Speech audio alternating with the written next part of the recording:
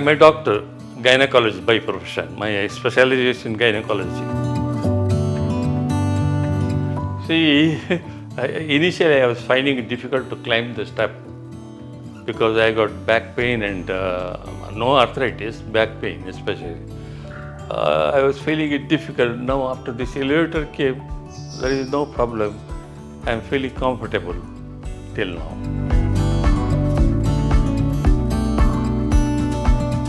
Especially for elderly people, there is about 17 steps go up.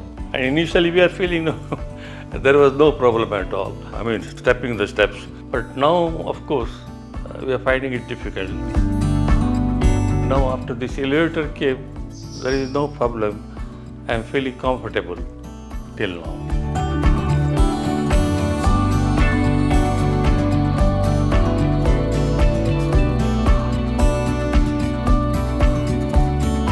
For any person who have got old persons and who have got a floored house, it's the best thing.